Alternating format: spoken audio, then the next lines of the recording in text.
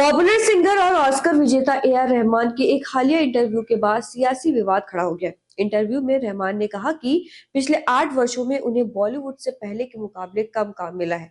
उन्होंने ये भी टिप्पणी की कि सत्ता में बदलाव का असर रचनात्मक माहौल पर सकारात्मक नहीं रहा।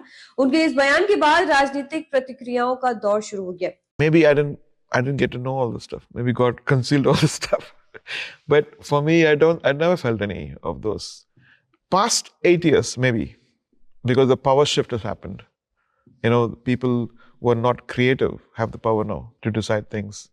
And might have been a communal thing also, but not in my face. But I hear, like Chinese whispers. जानकारी के अनुसार ए आर रहमान के बयान ने न सिर्फ फिल्म इंडस्ट्री बल्कि राजनीतिक गलियारों में भी बहस छेड़ दी है।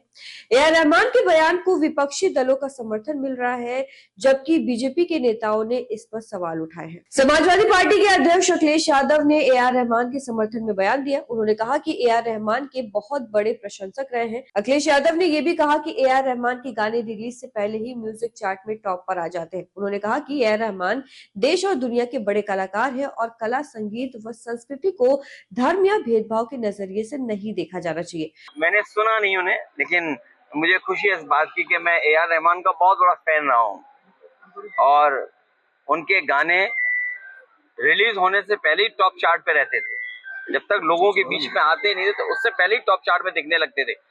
अपने देश के और दुनिया के बड़े हैं ए आर रहमान, पॉपुलर हैं। वही बिहार सरकार के मंत्री दिलीप जायसवाल ने ए आर रहमान के बयान को खारिज करते हुए कहा कि कुछ लोगों के दिमाग में बेवजह हिंदू मुस्लिम की बातें घूमती रहती है।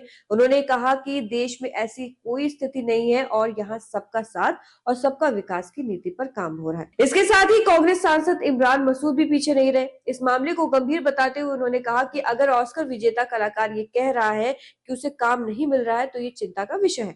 उन्होंने कहा कि अगर किसी को धर्म के कारण काम से वंचित होना पड़ रहा है तो ये पूरे देश के लिए गंभीर सवाल खड़ा करता है। ऑस्कर विनर अगर इस तरह की बात बोल रहा है तो उसको ऊपर चिंता होनी चाहिए।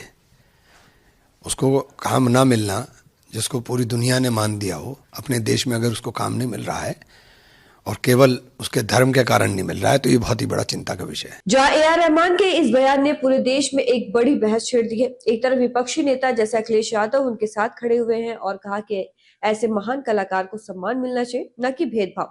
वहीं दूसरी तरफ बीजेपी से जुड़े लोग और कुछ नेता इसे खारिज करते हुए कह रहे हैं कि देश में सबका साथ सबका विकास हो रहा है और किसी तरह का भेदभाव नहीं है। इसके साथ ही बॉलीवुड के कुछ सिंगर्स ने भी ए आर रहमान के इस बयान पर अपनी बात रखी। उन्होंने इस मामले पर ऐतराज जताया। ऐसे में ये मामला काफी उलझा हुआ है कि आखिर क्यों इतने बड़े कलाकार को अपने काम को लेकर ऐसा बोलना पड़ा। क्या सच में बॉलीवुड में भेदभाव का खेल शुरू हो गया है या फिर ये सिर्फ एक कलाकार का अपने काम को लेकर दिया एक बस बयान है। सच्चाई क्या है वो जल्दी सामने होगा, लेकिन इस मामले ने बॉलीवुड से लेकर राजनीति में भी बवाल खड़ा कर दिया है। जहां ये विवाद सिर्फ बॉलीवुड तक सीमित नहीं रहा बल्कि राजनीतिक और समाज तक पहुंच गया है। लेकिन सबसे खूबसूरत बात यह है कि ए आर रहमान जैसे कलाकार आज भी अपनी कला से दुनिया को जोड़ते हैं। वे रामायण जैसी बड़ी फिल्म में काम कर रहे हैं और उनका नया एल्बम भी लोगों के दिल को छू रहा है। फिलहाल इसको लेकर आप क्या कहना चाहेंगे, अपनी राय कमेंट में जरूर बताएं और ऐसी खबरों के लिए देखते रहिए न्यूज़ फैक्ट्री।